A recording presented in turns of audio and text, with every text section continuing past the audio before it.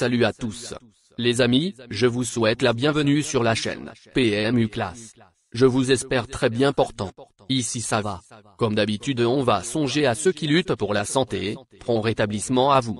Les amis, on va faire le pronostic quintet de ce mercredi.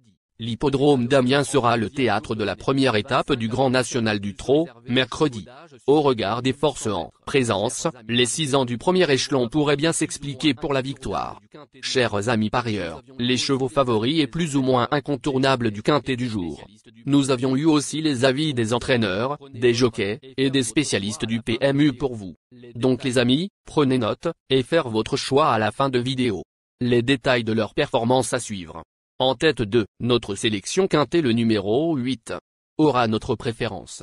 Dauphin de Jabalpur, 5e du prix de sélection depuis le 19 janvier. Ce pensionnaire de Nicolas Bazir s'est illustré dans des lots très bien composés cet hiver.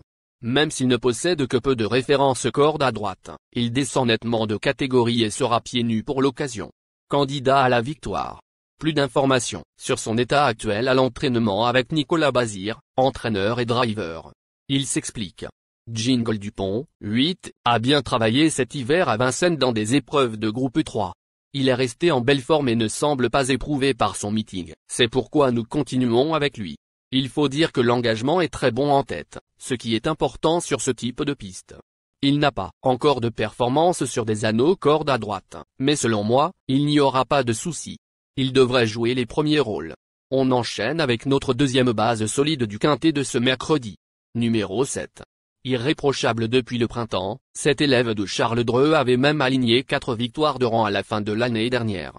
Elle reste sur de bonnes tentatives sur la cendrée parisienne et retrouve la province à la faveur d'un bel engagement. Déjà lauréate corde à droite, elle devrait lutter pour le succès avec Jingle Dupont, 8. On se renseigne davantage avec Charles Dreux, entraîneur. Il s'explique. C'est une course que j'ai visée depuis longtemps avec Alma Damer, 7. Certes, 2 mois sans courir, c'est long, mais elle avait besoin de reprendre de la fraîcheur, et elle a travaillé en conséquence pour cette épreuve. C'est une très bonne droitière, et elle s'entend bien avec Eric Raffin. Tous les feux sont au vert. Malgré l'opposition, elle devrait très bien tenir sa partie. Je pense que c'est une excellente base pour le quintet plus. Chers parieurs, la dernière minute du quintet de ce mercredi. Numéro 5.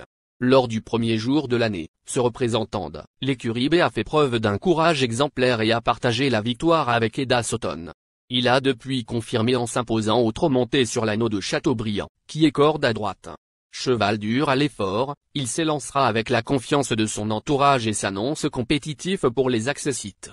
Plus de précision avec Pierre Belloche, entraîneur et driver. Il s'explique.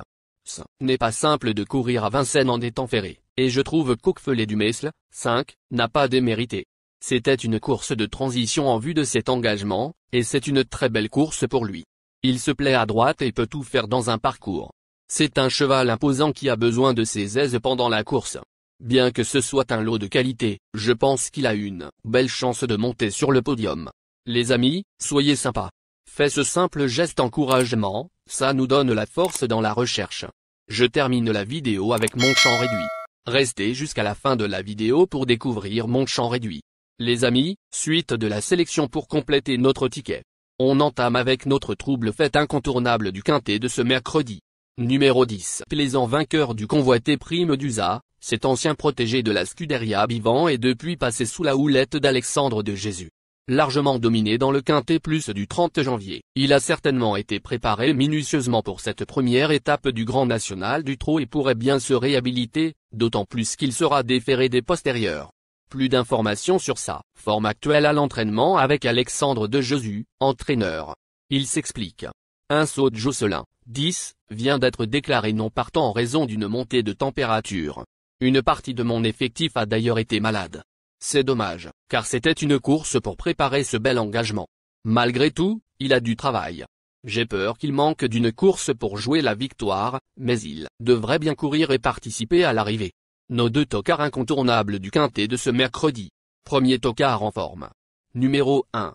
5e d'un groupe 3 face à ses cadets en novembre, ce représentant de la Scuderia Tramontum vient de débuter l'année 2025 sur les chapeaux de roue en s'imposant très facilement à Saint-Galmier, pour son retour corde à droite.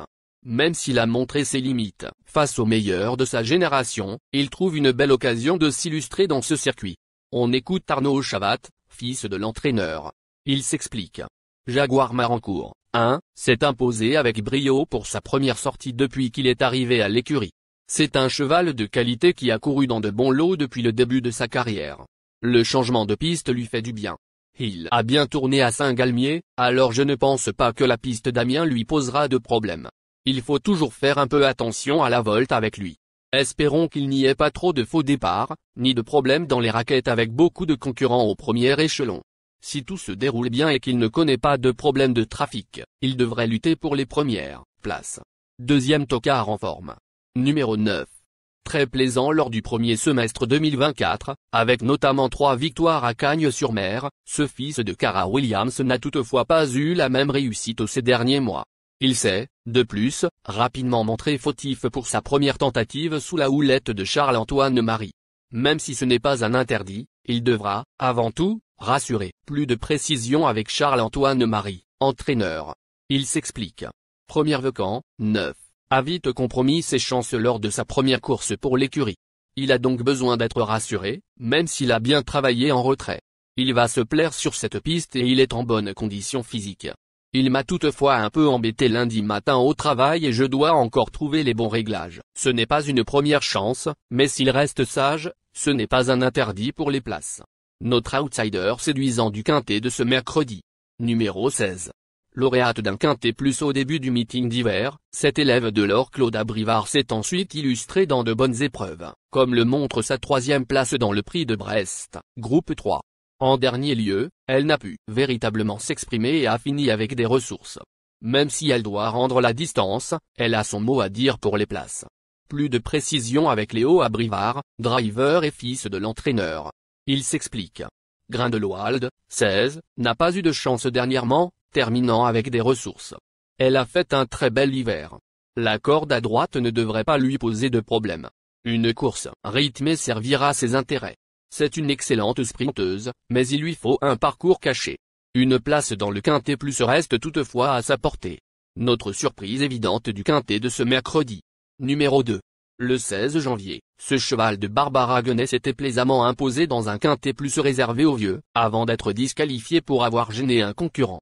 Il ne possède toutefois pas une grande marge de manœuvre face à ses cadets, mais devrait apprécier le fait de retrouver un parcours à main droite, car il compte déjà 5 victoires sur ce type de tracé. Méfiance.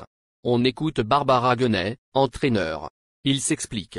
Je suis resté sur ma faim lors de la dernière course de Guerrier-Castelet, 2, sans excuse après l'épreuve. La prise de sang était bonne. Cela fait maintenant 15 jours que je suis arrivé dans ma nouvelle structure, à la plage, et il semble que cela lui ait fait du bien. C'est un très bon droitier qui aura l'avantage de partir au premier poteau et qui s'entend à merveille avec Mathieu Abrivard.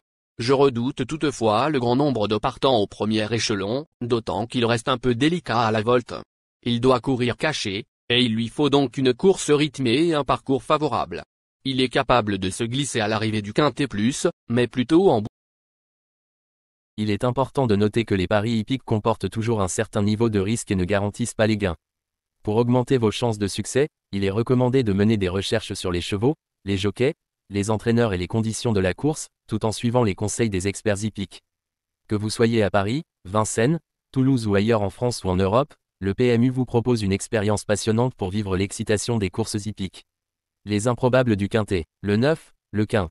La sélection quintet du jour, le 10, le 5, le 1, le 8, le 7, le 6, le 7, le 2. La synthèse de l'analyse du quintet, la minute de la vérité. Le numéro 8, c'est le plus gros favori de la course, il détient le pilier de la course, soyez très prudents chers parieurs.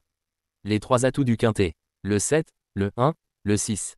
Nos propositions de tickets du jour, chers amis parieurs. Mon champ réduit, 8, le 1, le 7, le 5, le 6. C'est une combinaison qui permet aux joueurs de mettre un cheval de base et d'y associer plusieurs autres concurrents. Mais pourquoi choisir le quintet en champ réduit? Avec des bas, vous pouvez ajouter des tocards dans vos champs. Si les bases font l'arrivée avec un outsider retenu dans votre pari, alors les rapports peuvent être rémunérateurs. Cette formule en champ réduit est toutefois moins sécuritaire que la formule combinée. Par exemple, dans les courses de trot attelé, les chevaux peuvent être au galop et donc disqualifiés.